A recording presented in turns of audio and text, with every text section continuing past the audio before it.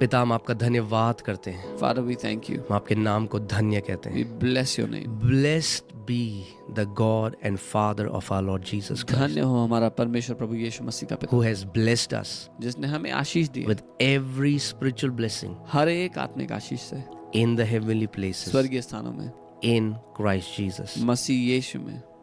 Just as जैसे He chose us उसने हमें चुन लिया in Christ मसीह यीशु में, before the foundations of the world, जगत की नींव रखे जाने से that we पहले, should be holy कि हम पवित्र हों and without blame, और निर्दोष हों, blameless, बिना किसी दाग, above reproach, हर एक दोष से ऊपर, before Him, उसके सामने, in love, प्रेम में, in love. प्रेम में।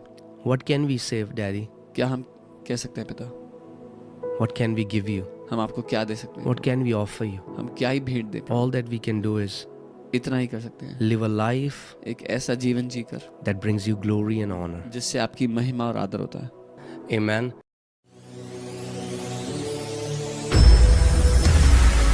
So, हम लोगों ने कल Ephesians 1:3 देखा था। आज हम वापस उस पैसेज में चलते हैं और देखते हैं क्या परमेश्वर का वचन हमें सिखाना चाहता है। We studied Ephesians 1:3 yesterday and we'll go back to it today and see what the word has for us. फिर से देखते हैं। Let's come back. यहाँ पे Ephesians 1:3 मैं फिर से पढ़ूंगा। इसमें लिखा है, Blessed be the God and Father of our Lord Jesus Christ, who has blessed us with every spiritual blessing in the heavenly places in Christ. और यहाँ लिखा है, धन्य हो हमारा परमेश्वर और प्रभु यीशु मसीह का पिता, जिसने हमें आत्मिक स्थानों में सब प्रकार की आत्मिक आशीषें मसीह यीशु में दी हैं। Amen. इसमें मैं कुछ आपको थोड़ा सा बताऊंगा और फिर हम दूसरे वर्स में चलेंगे। I'll tell you a little here and we'll move on to the next verse. Let's see. So, Apostle Paul is blessing the God and Father of our Lord Jesus Christ. प्रेरित पौलुस bless कर रहे हैं हमारे परमेश्वर प्रभु यीशु मसीह के पिता को, उनको धन्य कह रहे हैं। यहाँ पे बाइबल कह रही है, यीशु मसीह के परमेश्वर और पिता का धन्यवाद हो। The Bible is saying, I bless the God and the Father of our Lord Jesus. कि उसने हमें, यानी किसने, पिता ने हमें मसीह में स्वर्गीय स्थानों में सब प्रकार की आत्मिक आशीषें दी हैं। That He has given us all the blessings in the heavenly places in Christ Jesus. यहाँ पे let's come back to this verse. I want to tell you something. Blessed, in the English Bible it says, Blessed be the God and Father of our Lord Jesus Christ, और अंग्रेजी Bible में ऐसे लिखा है कि धन्य हो हमारा परमेश्वर प्रभु यीशु who मसीह का has blessed us. पिता, जिसने हमें आशीष दे We दी see है। the same word here again, ये वही शब्द दोबारा इस्तेमाल होता है, with every spiritual blessing. हर एक आत्मिक आशीष से। Okay, so I want to take your attention into this thing again. तो मैं फिर से आपका ध्यान ले जा, Blessed be God धन्य हो परमेश्वर who has blessed us जिसने हमें आशीष दी है, with every spiritual blessing. हर एक आत्मिक आशीष। But if you see here, Apostle Paul uses 3 different words. पर आप देखें तो पौलुस प्रेरित 3 अलग शब्दों का इस्तेमाल करते हैं। The first word, blessed, is different than when he says who has blessed us. जो पहला शब्द है धन्य हो, वो उससे अलग है जहाँ लिखा है कि परमेश्वर ने हमें आशीष दी है। This word is the Greek word eulogetos. वो यूनानी शब्द यूलोगिटोस है। Let me just show you. This word eulogetos, ये जो शब्द है यूलोगिटोस, this is only used 8 times in the Bible. ये बाइबल में केवल 8 बार इस्तेमाल हुआ है। You will see that it's only used 8 times. आप देखोगे केवल 8 बार बाइबल में है ये। And it is only used for God. और ये केवल परमेश्वर ही के लिए इस्तेमाल हुआ है। Amen. What Apostle Paul is saying is that, it's an adjective. He is trying to find a way to adore what God has done. ये सराहना करने के लिए शब्द इस्तेमाल किया गया है परमेश्वर की, जो उसने हमारे लिए किया उस बात के लिए। Let me just show you. If you see that this word, you can see here all the 8. I'm just giving you a quick sneak peek so that you can see that if you see in Mark 14:61, it says Christ the Son of the Blessed You see, it is used for God. Blessed be the Lord. Luke 1:68. It says the Creator who is blessed forever. Romans 1:25. Romans 9. God be blessed. So if you see all these scriptures, they are talking about God. और मैं आपको अलग अलग आयतों की झलक दूंगा। तो मरकुस 14:61, लूक 1:68, रोमी 1:25 और रोमी 9:5, इन सब जगह पर ये जो शब्द है ये परमेश्वर को धन्य कहने के लिए इस्तेमाल किया गया। So the way God has blessed us, जिस तरह से परमेश्वर ने हमें आशीष दी है, like in no way we can bless him back in that way. तो ऐसा कोई तरीका नहीं है कि हम भी वापस उसको उस तरह से आशीष दे सकें। All that we can do is we can praise and adore him. हम बस इतना ही कर सकते हैं, उसको धन्यवाद दे सकते हैं, उसकी स्तुति उसकी महिमा कर सकते हैं। Because so many people ask me question, what are the spiritual blessing? What are the every spiritual blessing that he has blessed us? What are these spiritual blessings? क्योंकि बहुत से लोग मुझसे सवाल करते हैं कि ये आत्मिक आशीषें हैं क्या जो दी हैं परमेश्वर ने हमें। If you see after this scripture, there are 10 spiritual blessings that Apostle Paul tells us after this. इस वचन के बाद देखोगे तो 10 आत्मिक आशीषें हैं जो पौलुस प्रेरित हमें बताते हैं। And we will unpack them in the coming days. और आने वाले दिनों में हम उनको एक एक करके खोलेंगे। Right? So the way Father has blessed us, जिस रीति से पिता ने when हमें you will bless किया, understand that, जब आप ये समझोगे, all that you cannot help yourself, but you will start to bless him back. आप अपने आप को रोक नहीं पाओगे पर उसको धन्य कहने लगोगे। Amen. Can you imagine Apostle Paul could have started this as God? He could have just said God who has blessed us. He could have just started it like that. और कल्पना करें पौलुस प्रेरित लिख सकते थे कि परमेश्वर ने हमें ब्लेस किया है। No, but it's not just information. केवल जानकारी नहीं He's है, pouring out his heart. वो अपना दिल उंडेल रहे हैं। I believe his heart is exploding with praises and gratitude as he's unpacking this revelation to the church.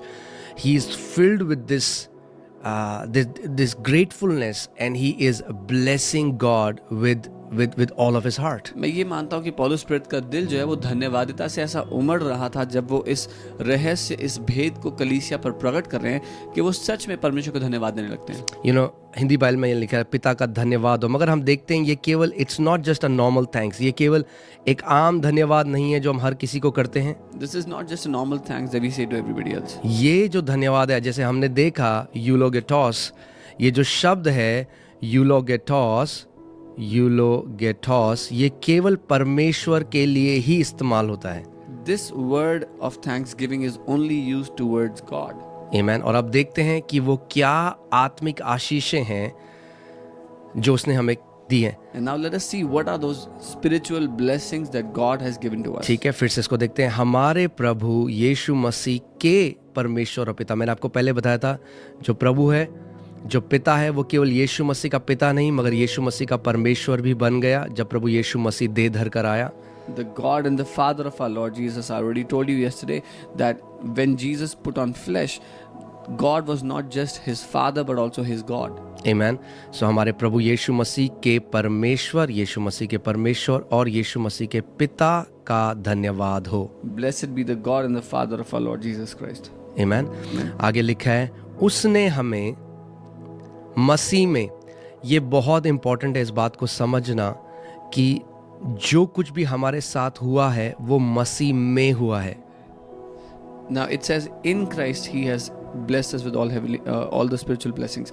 It is important to understand whatever has happened to us in Christ. मैंने आपको बताया था जो लोग अगर मसीह में नहीं, वो उस परमेश्वर के महान कार्य को चख भी नहीं सकते। The people who are not in Christ cannot taste of that mighty work of God. हमें मसीह में स्वर्ग स्थानों में सब प्रकार की आत्मिक आशीषें दी हैं। We have been given all kinds of spiritual blessings in the heavenly places in Amen. Christ. Amen. अब वो आत्मिक आशीषें क्या है? इंग्लिश बाइबल में देखते हैं just as. Now what are those spiritual blessings? We'll see in the English in the Bible. जैसे, just as. जैसे. Just as. That means now he's unpacking what are those spiritual blessings. अब वो खोलना शुरू करते हैं क्या है वो आत्मिक आशीष। Just as he chose us in him. जैसा उसने हमें जगत की उत्पत्ति से पहले चुन लिया, He chose us in Him before the foundation of the world. जैसा उसने हमें जगत की उत्पत्ति से पहले चुन लिया। Amen. So I want you to pay close attention what the Bible is telling us now. मैं चाहता हूँ आप ध्यान दे बाइबल जो हमसे कह रही है। So what is the first spiritual blessing? क्या है पहली आत्मिक आशीष? That we are chosen. कि हम चुने गए हैं, He chose us. उसने हमें चुन लिया। Everything starts from here. सब कुछ यहाँ से शुरू होता है। Amen. आमीन। He didn't choose us because of what we did, हमने जो किया उसने उस वजह से हमें नहीं चुना, not because of our performance, हमारे कामों के कारण, not because of our morality, हमारे अच्छे गुणों के कारण नहीं, but even before He laid the foundation of the world. पर इससे पहले कि वो उत्पत्ति में जगत की नींव भी रखता। He, उसने who हमें is चुन He लिया। here? The He is the Father. यहाँ उसने कौन है? ये पिता है। Who is in Him? It's Christ. कौन है उसमें? मसीह में। That means the Father chose us in Christ इसका मतलब पिता ने हमें मसीह में चुन लिया था, before the foundation of the world, इससे पहले कि वो जगत की नींव रखता, before Genesis 1:1. इससे पहले कि उत्पत्ति 1:1 होता, We were chosen. हम चुने गए थे। Isn't that such a good news? क्या ये एक बहुत अच्छी खबर नहीं है? Think about this. सोच के देखें। Before Genesis 1:1, I was chosen and you were chosen. उत्पत्ति 1:1 होने से पहले मैं चुना गया था और आप चुने गए थे। Before sin came into being, पाप के आने से पहले the Father chose us in Christ. पिता ने हमें मसीह में चुन लिया था। Come on, let us make a declaration. आइए हम घोषणा करें। Say, blessed be God and Father of my Lord Jesus Christ, कहे धन्य हो परमेश्वर और मेरे प्रभु यीशु मसीह का पिता, who chose me जिसने मुझे चुन लिया in Christ मसीह में before the foundation of the world. जगत की नींव से भी पहले। Amen. आमीन। So think about this.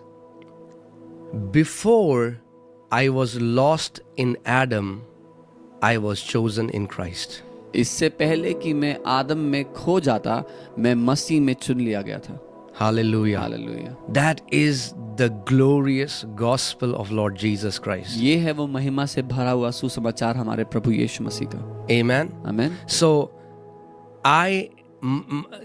my thought was not an afterthought after sin entered.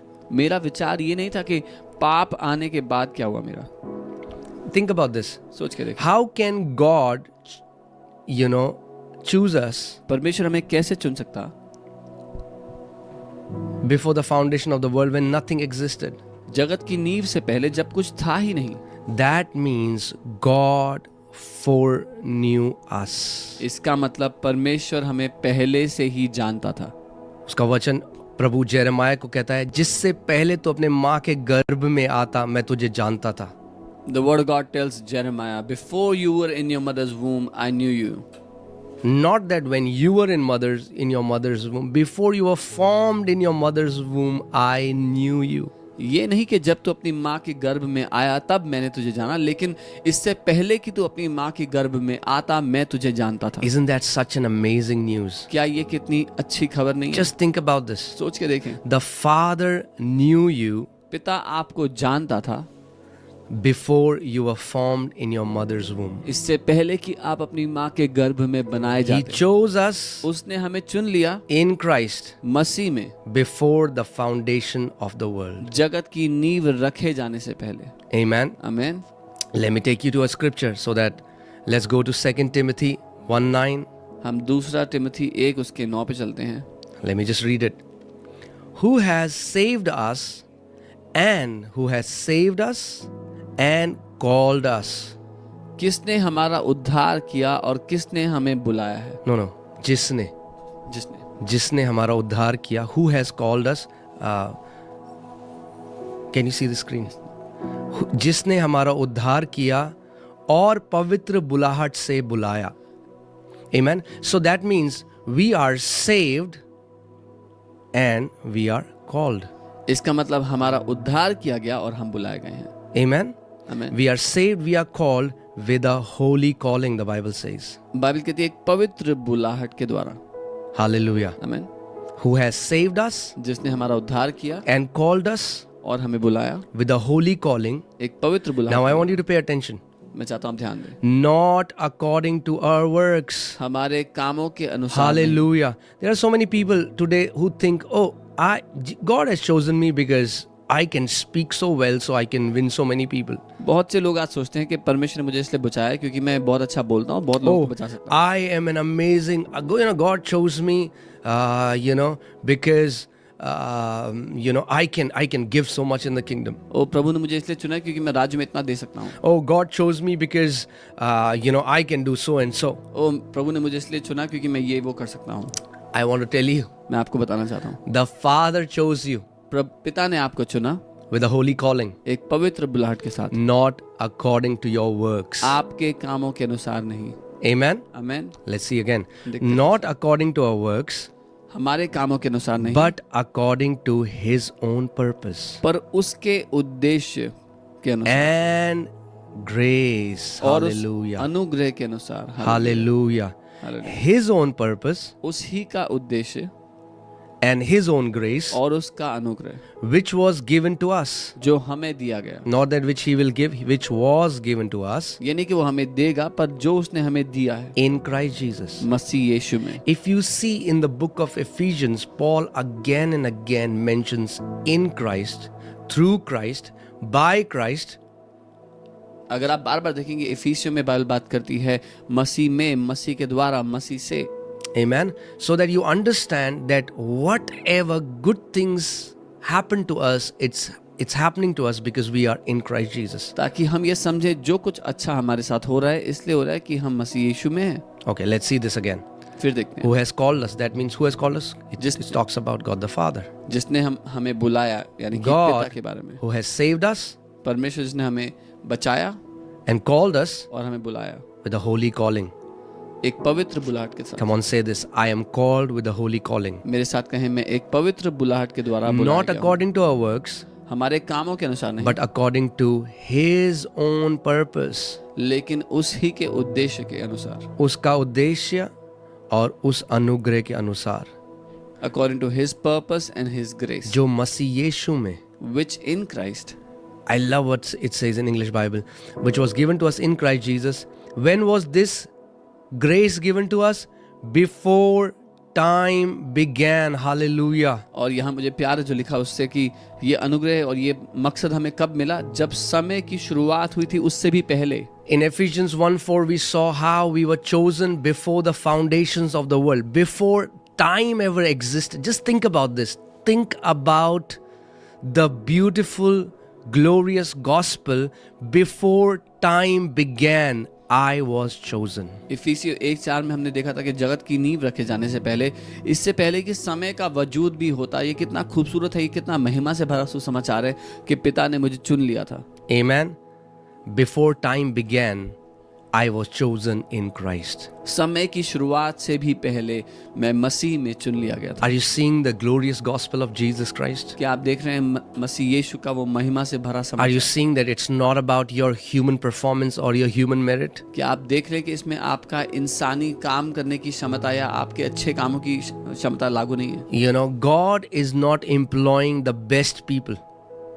परमेश्वर सबसे अच्छे लोगों को काम पे नहीं रखता है। Amen. It's not that he has gone for a job hunt because he wants his kingdom, and then he's thinking, okay, who can be the best one for my kingdom? Let me just scan their lives, and then I'll choose them. ऐसा नहीं कि परमेश्वर नौकरी पे रखने के लिए लोगों को निकला है और वो ढूंढ रहा है कि किसके सबसे अच्छे काम है, मैं उसको नौकरी पे रखूंगा अपने घर। I was chosen. You were chosen before time began. मैं चुना गया था, आप चुने गए थे समय के भी शुरू होने से What a beautiful, blessed, reality this is. कितनी खूबसूरत हकीकत है ये The Father knew me कि पिता मुझे जानता था before he laid the foundations of the world. इससे पहले कि वो जगत की नींव भी रखता। I was chosen in Christ. मैं मसीह में चुना गया था। Amen. हिंदी बाइबल में लिखा है, उस अनुग्रह के अनुसार है जो मसीह यीशु में सनातन से हम पर हुआ है. Hallelujah. The Hindi Bible says according to that grace that was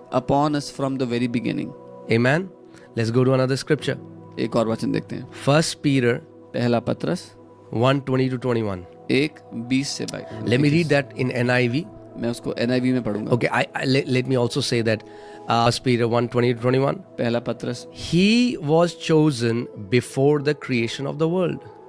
वो जगत की सृष्टि से पहले चुना गया था। Okay, Now, this is a new thing we are learning now. ये हमारे लिए एक नई Who चीज is this he? है। ये कौन है यहाँ पर जिसकी बात हो Who रही is है? he? कौन है ये जिसकी बात हो रही है? It's Jesus. यीशु की।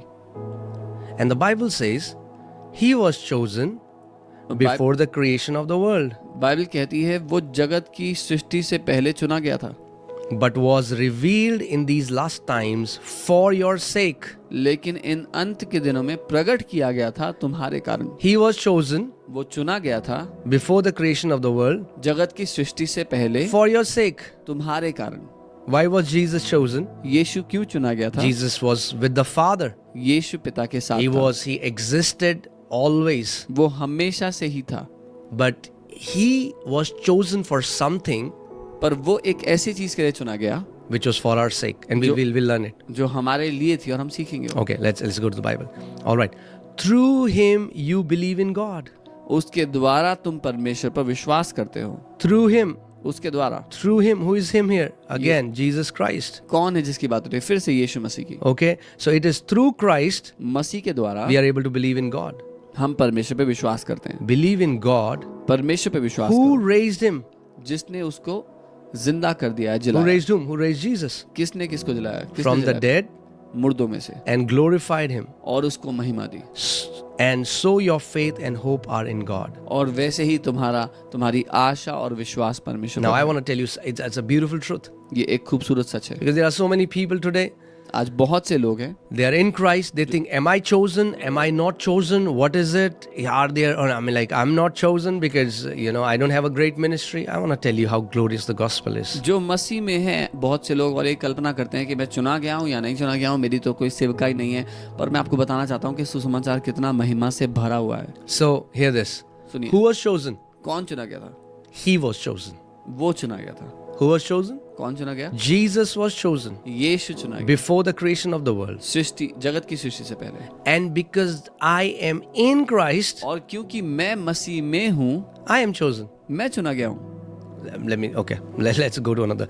Let's see in the Passion Translation. 1 Peter 1:20. Passion translation में इसको देखते हैं। This was a part of God's plan. ये परमेश्वर की योजना का हिस्सा था। For he was chosen. See, I love Passion Translation, but I don't like this. They have not used capital He for Jesus. Man, He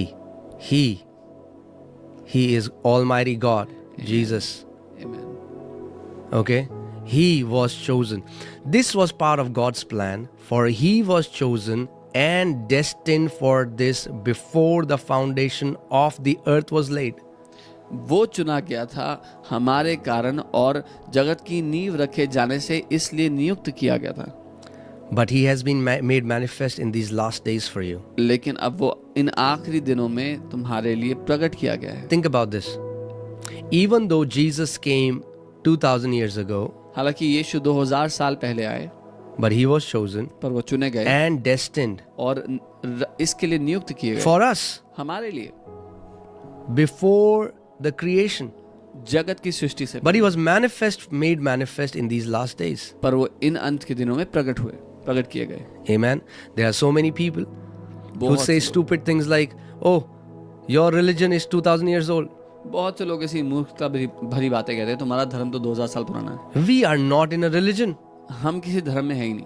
Jesus Christ, Yeshu Masih, he is eternal God. वो अनंत काल का He says, परमेश्वर है। I am the Alpha, I am the Omega, I am the beginning, I am the end. वो कहता है मैं ही alpha omega हूँ, मैं ही शुरुआत और अंत हूँ। But do you see, this was a part of, do you see what the God's plan was? पर आप देखते हैं परमेश्वर की क्या योजना थी।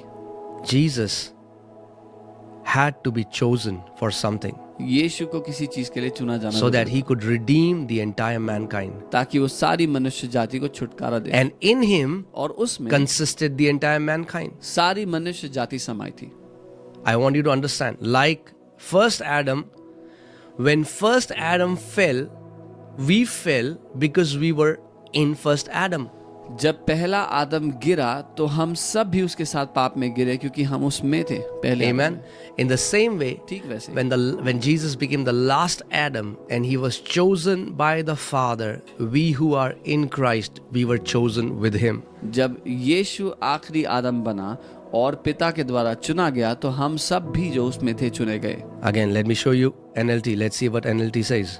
NLT में देखिए क्या लिखा है। God chose him. Again, man, NLT, you need to be better. God chose him as your ransom long before the world began. परमेश्वर ने उसको तुम्हारे लिए दाम ठहरा करके चुन लिया जगत के शुरू होने से पहले। Amen. But now in these last days, he has been revealed for your sake. Hallelujah. लेकिन अब इन अंत के दिनों में वो तुम्हारे कारण प्रकट किया गया है। Hallelujah. Let's go back. वापस चलते हैं। Okay, let's go to Ephesians 1:3, 1:4. 1:4. All right. Just as he chose us in him. जैसे उसने हमें उसमें चुन लिया। Let me give you an example. मैं एक उदाहरण देता For example, there is a function happening. हूँ। उदाहरण के लिए एक फंक्शन हो रहा है। Okay, different corporates are coming.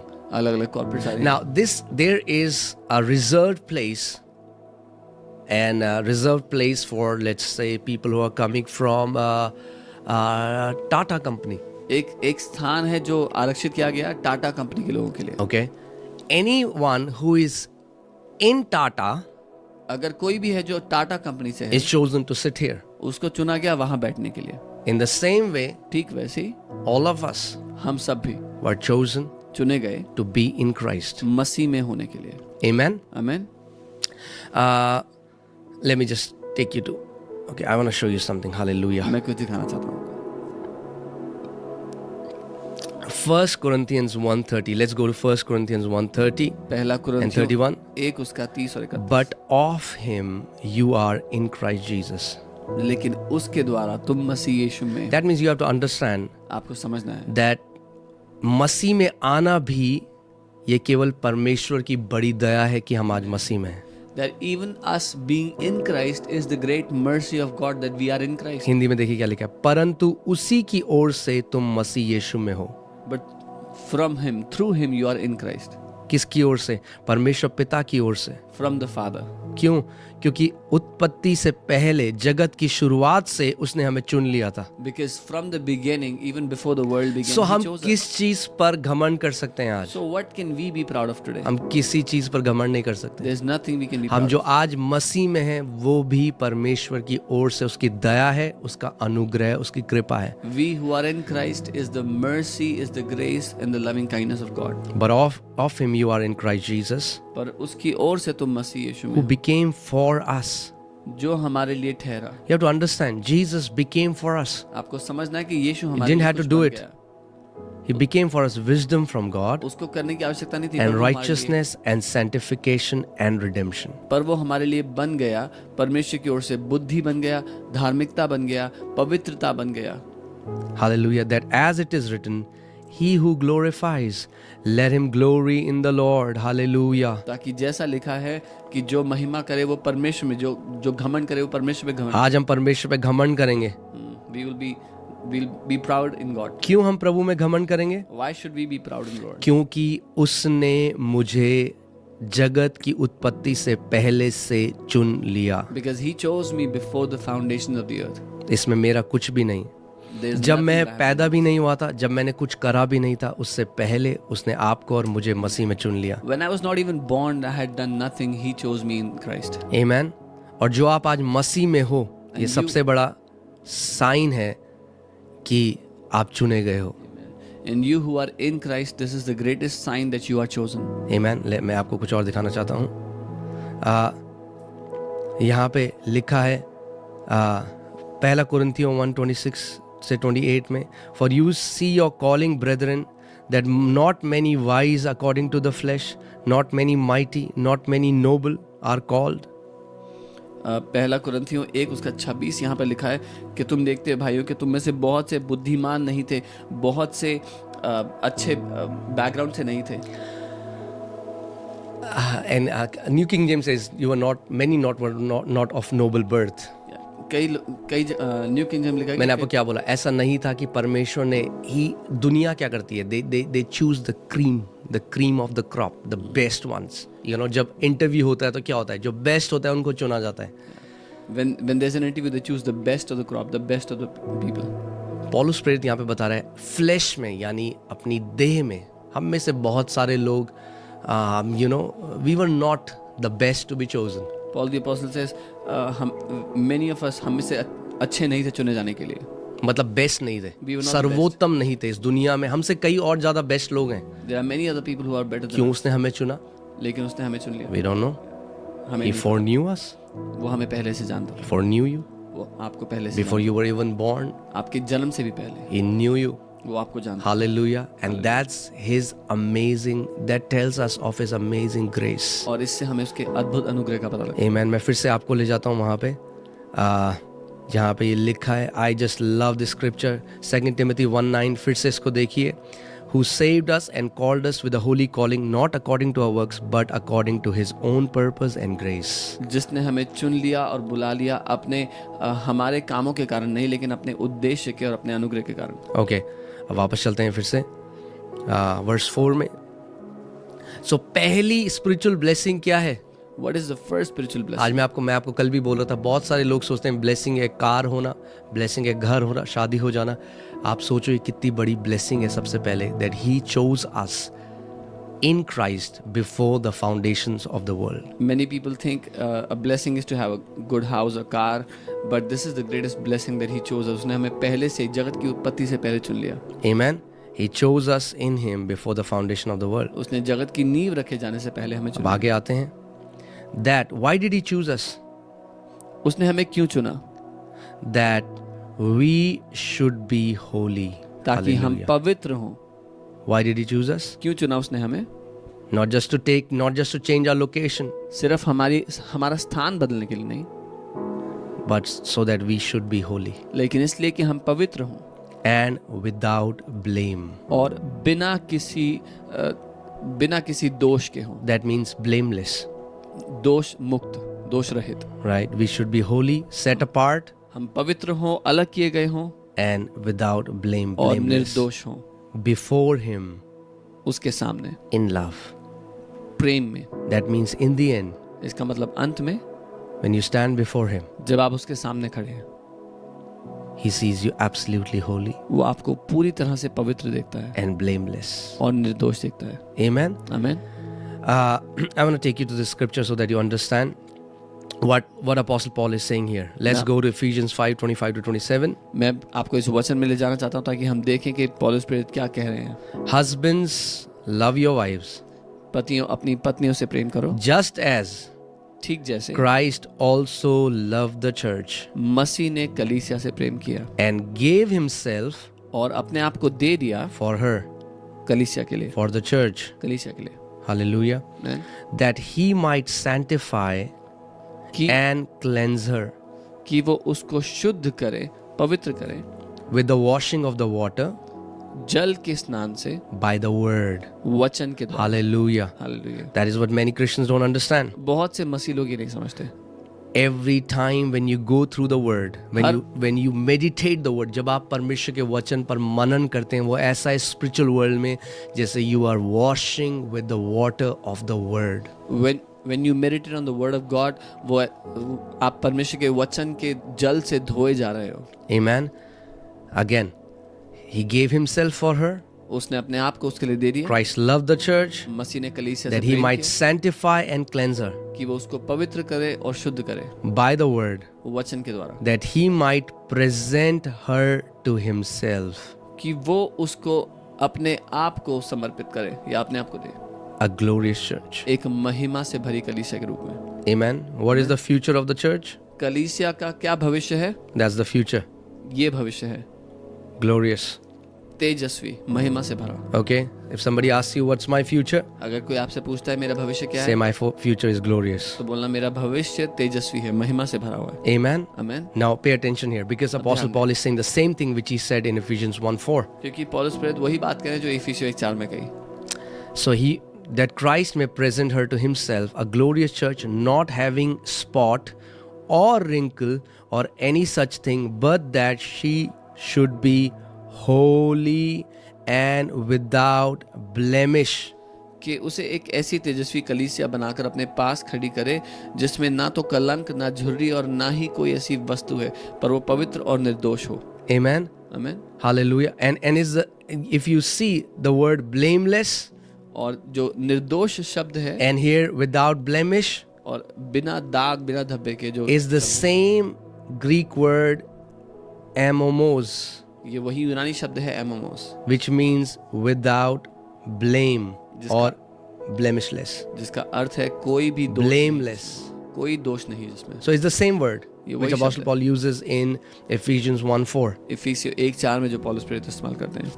Amen. आमीन। So now here we see the metaphor that is used is of a husband and a wife. जो उदाहरण यहाँ दिया गया है वो एक पति और पत्नी का दिया गया है। So we were chosen before the foundation of the world to become the bride of Christ. हम जगत की नींव से पहले ही चुन लिए गए थे मसीह की दुल्हन होने के लिए, So that as a husband and wife, they live together and they enjoy intimacy in the same way, even for eternity. We will enjoy this spiritual intimacy with our Creator, with our Savior. तो जैसे एक पति और पत्नी साथ रहते हैं, एक गहरे रिश्ते का आनंद लेते हैं, हम अनंत के लिए अपने बनाने वाले अपने सृष्टिकर्ता के साथ एक गहरे रिश्ते में रहें। Amen. It's not just that it's not just that God has chosen us that we'll just be His servants. Yes, we'll serve Him all our life. But if you see here, He gives the picture of a husband and wife, that He called us, He chose us so that He might sanctify us, cleanse us with the washing of the water, so that we may be holy and without blame before Him in love. सिर्फ ऐसा नहीं कि हम उसकी सेवा करेंगे, हाँ हम उसकी सेवा ज़रूर करेंगे, लेकिन उसने हमें चुना उसकी दुल्हन होने के रूप में, एक इस रूप में कि हम पवित्र किए जाए उसके प्रेम के द्वारा। Amen. So you have to understand this. तो आपको समझना है, God, from the starting, it's His desire for the शुरुआत church to be holy and without blemish. शुरुआत से उसकी चाहत है कि कलीसिया पवित्र हो और निर्दोष हो। Amen. Let's go to another scripture. I want to एक show और you वचन something. में चलते हैं, Revelation 19:7-8. प्रकाशित वाक्य 19:7-8। Let's see what the Bible says. देखते हैं बाइबल क्या कहती है। Let us be glad and rejoice. तो हम आनंद से प्रफुल्लित हों Hallelujah. And give Him glory. और उसकी महिमा करें, For the marriage of the Lamb has come. क्योंकि मेमने का विवाह आ गया है। We know who the Lamb is. हम जानते हैं मेमना कौन The है। Lamb is Lord Jesus Christ. मेमना प्रभु यीशु मसीह है। Amen. And the Bible talks about His marriage. और बाइबल बात करती है उसकी शादी की, उसके विवाह। Amen. We know that He is the bridegroom. हम जानते हैं कि वो दुल्हा है। We know church is the bride. हम जानते हैं चर्च जो दुल्हन है, Amen. Church is the bride. Church दुल्हन है, And His wife, और उसकी जो दुल्हन है, this is what I have been teaching last few Sundays, that you cannot separate Christ from the church. और पिछले कुछ संडे से मैं यही सिखा रहा हूँ कि आप मसीह और उसकी दुल्हन को अलग नहीं कर सकते। You just read how Jesus loves the church and He gave Himself for her. आपने पढ़ा कैसे यीशु कलीसिया से प्यार करता है और अपने आप को कलीसिया के There लिए are दे so दिया। many Christians, they are walking without favor because they keep bad mouthing about the church. बहुत से मसीह लोग हैं जो अपनी जिंदगी पर कोई फेवर नहीं देखते क्योंकि वो कलीसिया के बारे में बुरी बातें Satan बोलते knows it. शैतान को पता है। As a believer, you'll never curse Jesus. शैतान ये जानता है कि विश्वासी होने के नाते आप यीशु को तो कभी श्राप But he नहीं can देंगे, deceive you so that you can curse the church which Jesus loves and He died for the church. पर वो आपको धोखा दे सकता है कि उस कलीसिया को श्राप दो जिससे यीशु प्यार करता है और जिसके लिए यीशु मरा है। And if you go to somebody and you curse their wife in front of them, guess what? You're not going to get any favor from them. और अगर आप किसी के पास जाओ और उनकी बीवी के लिए बुरा भला बोलो तो आपको उनसे कोई फेवर नहीं मिलेगा। Okay, let's coming back. वापस आते हैं।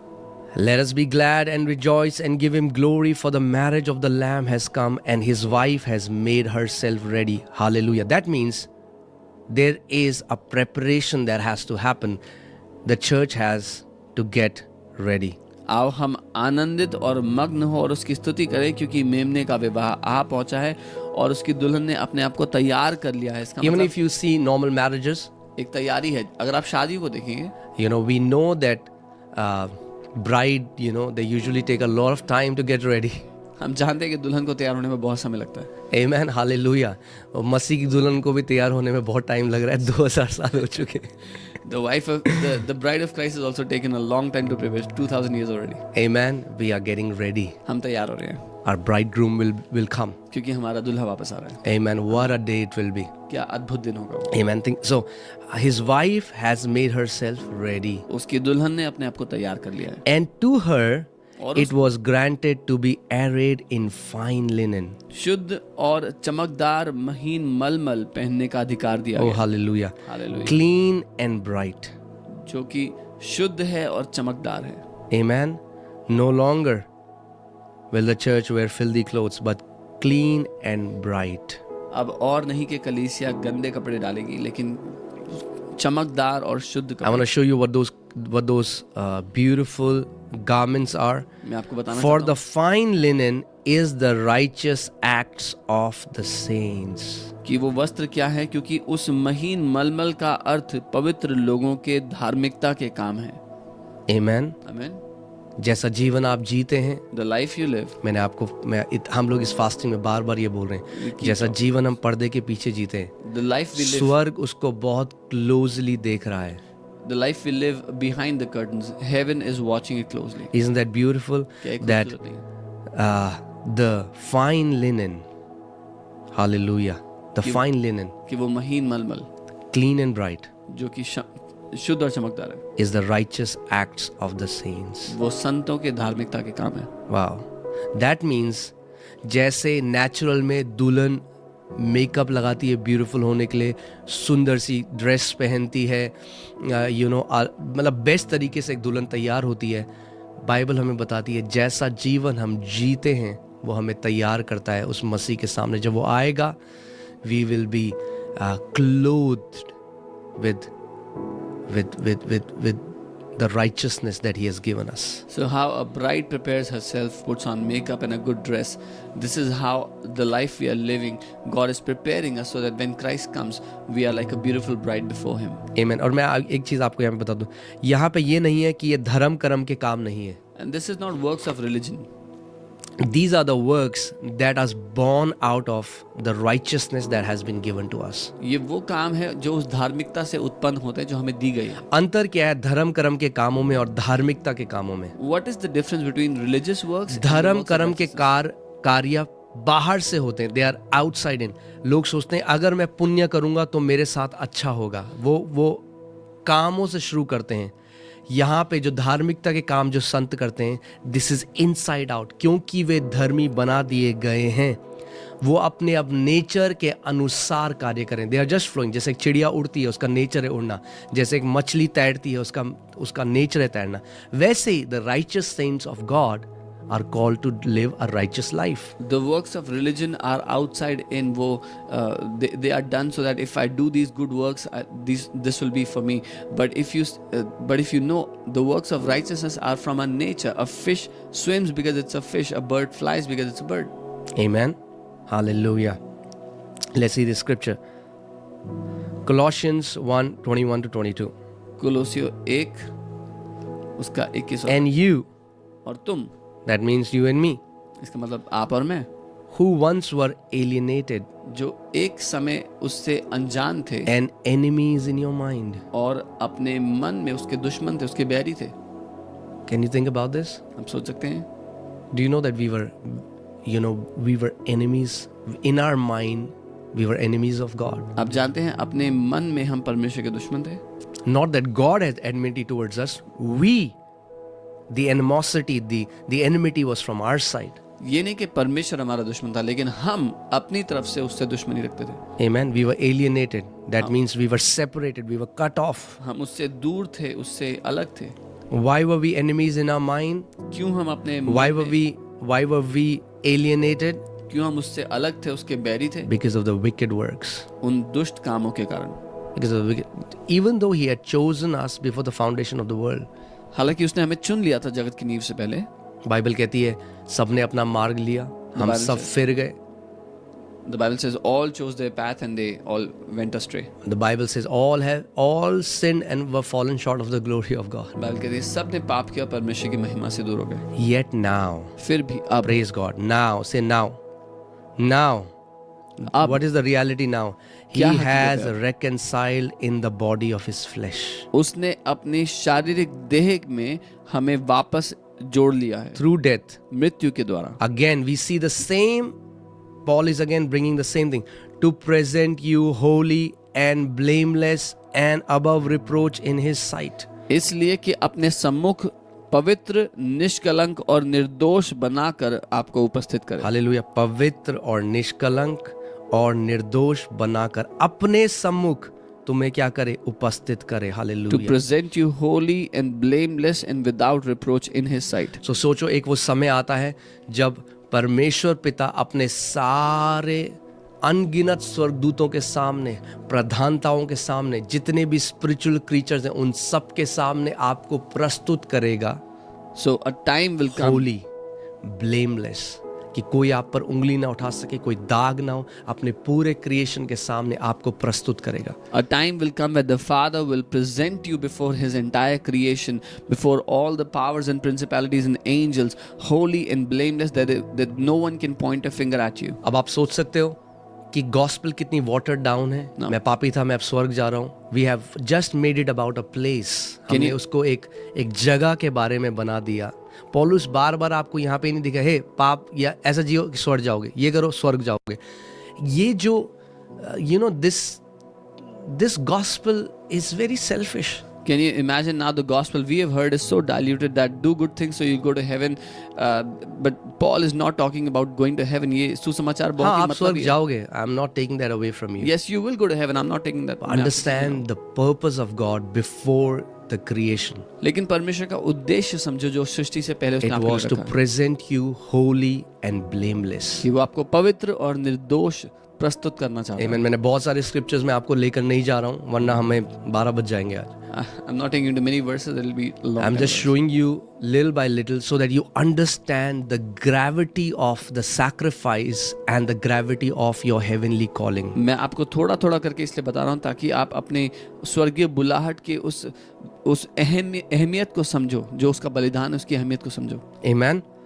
चलिए ये एक और हम स्क्रिप्चर देखते हैं प्रभु यीशु मसीह क्या कह रहे हैं।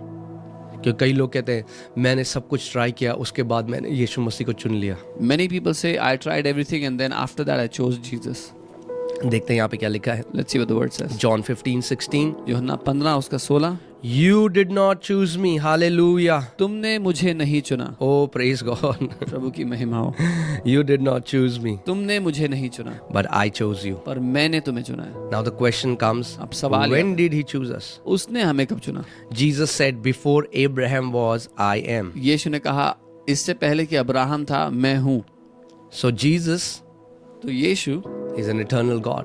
अनंत का परमेश्वर So है। when he's saying I chose you, it's not when he came to this earth. जब वो कह रहा है मैंने तुम्हें चुना तब नहीं चुना जब वो पृथ्वी पे आया। We just saw that from the book of Ephesians. When did he chose us? हमने इफिसियों से देखा उसने कब चुना हमें? Before time began or समय- before creation.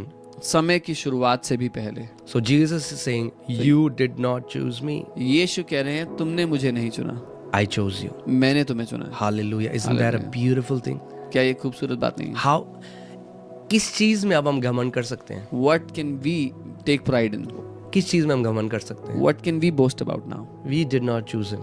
हमने उसको नहीं चुना, He chose us उसने हमें चुना है। before the creation, नींव रखे जाने से पहले, before time began. समय की शुरुआत से You पहले। did not choose me, but I chose you and appointed you. Hallelujah. So we were not just chosen, we were also appointed before creation for something. तुमने मुझे नहीं चुना पर मैंने तुम्हें चुना और नियुक्त किया है। हम सिर्फ चुने नहीं गए, नियुक्त भी किए गए That किसी you काम के should लिए। go and bear fruit. कि तुम जाओ और बहुत फल फलाओ And that your fruit should remain. और तुम्हारा फल सदा बना रहे। Hallelujah. Hallelujah. And whatever you ask the Father in my name, He may give you. और जो कुछ तुम पिता से मेरे नाम में मांगो वो तुम्हें वो देगा। Coming back to Ephesians 1:4. इफिसियों 1:4 पे वापस आते हैं। Again, He has blessed us with every spiritual blessing. फिर से उसने सारी आत्मिक आशीषों से हमें पहली blessing याद करिए क्या है? Remember what is the first blessing? What is the top? पौलुस जब लिस्ट को लिख रहा है तो पहले टॉप में लिखता है हमारी पहली आत्मिक आशीष ये है कि जगत की नींव डाले जाने से पहले उसने हमें मसीह में चुन लिया। The top blessing that Paul writes is before the foundations of the earth, God chose us in Christ. Amen. You can say, I was chosen before the foundation of the world in Christ. तो आप ये कह सकते हैं कि मैं मसीह में जगत की नींव रखे जाने से पहले चुन लिया गया। Amen. आमीन। Why? क्यों? That we should be holy कि हम पवित्र हों and without blame और बिना दोष निर्दोष before Him उसके सामने, in love. प्रेम में। Why did he do that? उसने ऐसा क्यों किया? Why did he choose you? उसने क्यों आपको चुना? Because of love. प्रेम के कारण, Love. प्रेम के कारण, Love. प्रेम के कारण। You were loved. आप प्रेम किए गए हैं। Amen.